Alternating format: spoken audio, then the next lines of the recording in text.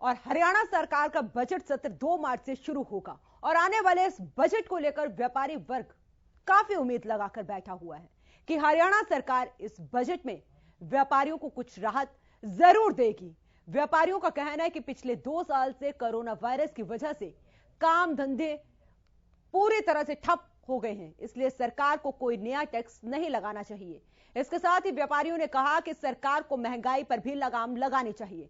उनका कहना है कि सरकार उनको कोई ऐसी राहत दे जो दुकानदार पिछले 2 साल से परेशान हैं, उनको कुछ आसानी हो जाए।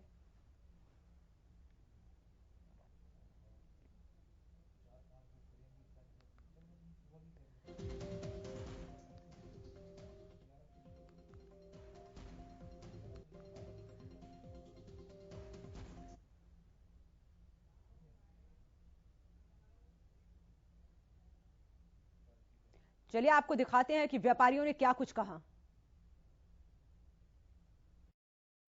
इस समय हम पहुंचे हैं एनआईटी विधानसभा क्षेत्र में। हरियाणा सरकार की तरफ से आने वाले बजट को लेकर यहाँ की जनता क्या उम्मीदें लगाई बैठी है, जानते हैं यहाँ की जनता से। क्या नाम है आपका? दिखपाल सिंह। हरियाणा सरकार बजट पेश करने वाली है, किस प्रकार की उम्मीद है आपके बजट को? देखिए, हम ये चाहते हैं कि जैसे केंद्र सरकार ने अपना बजट पेश किया है और बहुत सारी सुविधाएं एक आम जनता से लेकर के इंडस्ट्रीज तक दी हैं, हम चाहेंगे कि जो हरियाणा सरकार का बजट है वो भी इस तरह से आए ताकि जो हमारे गरीब तबका के लोग हैं नीचे से लेकर के और सबको फायदा मिले। अब जैसे मैं एक छोटा सा उदाहरण दूं कि एमएसपी की बात आई है, तो हम चाहेंगे कि हरियाणा सरकार मैक्सिमम एमएसपी पे कोई भी हमारा किसान की फसल है उसको खरीदे।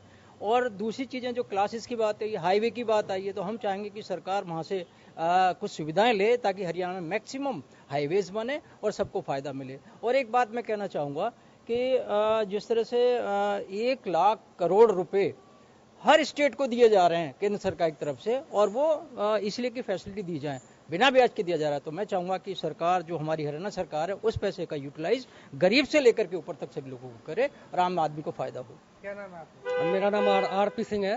आप क्या कहना चाहते हैं बजट को लेकर? बजट को लेकर मैं ये कहना चाहता हूँ कि हरियाणा गवर्नमेंट ये हमारे जो बिजनेस जैसे हमारा हॉस्पिटलिटी लाइन है, जो कैटरिंग सर्विस है, उसके अकॉर्डिंग मैं कहना चाहता हूँ कि जीएसटी का जो प्रोविजन है उसको कम किया जाए। हाँ, और कहना चाहोगे जिस तरह से कोरोना काल में काफी परेशानी आई थी आपको 2 साल से? बिल्कुल सर, क्या है कि कोरोना काल में हम लोगों का बहुत ज़्यादा बिजनेस का जो हॉस्पिटलिटी है, बिल्कुल टूरिज्म जो भी जैसे कैटरिंग एसोसिएशन है, बिल्कुल डाउन हो गया। इसमें हम लोगों को बहुत पस्त कर दिया है। तो इसके लिए मैं कहना चाहूँगा कि गवर्नमेंट का ये प्रोविजन है कि हम लोगों की जो बिजनेस इंडस्ट्री है उसको।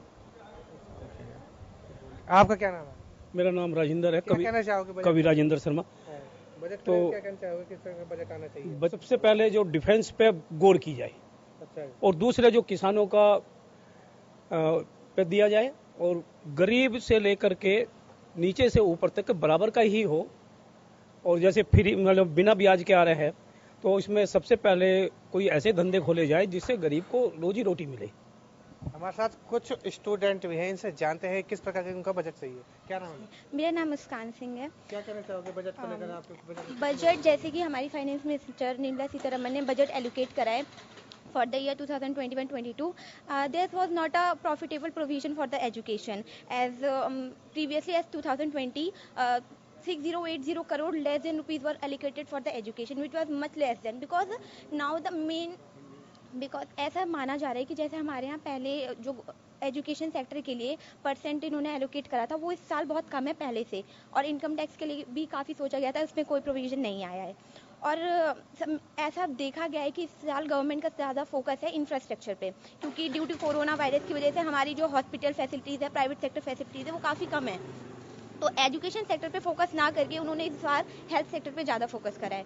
और जैसा कि देखा गया कि हेल्थ सेक्टर पे पहले हमारी गवर्नमेंट 30% इन्वेस्ट करती थी, अब उसका जो रेट है वो काफ़ी बढ़ गया जाके। इस बार एजुकेशन सेक्टर पे ज़्यादा फोकस नहीं किया गया है, नॉट ज़्यादा प्रोविजन हुए हैं। Thank you. इन लोगों का साफ तौर का कहना जो भी बजट आए हमारे राहत में बजट आनी चाहिए। अब देखना होगा कि सरकार किस प्रकार से बजट इनको राहत में मिल सके। एनआईटी फरीदाबाद से जितेंद्र बेनीवाल, हरियाणा न्यूज।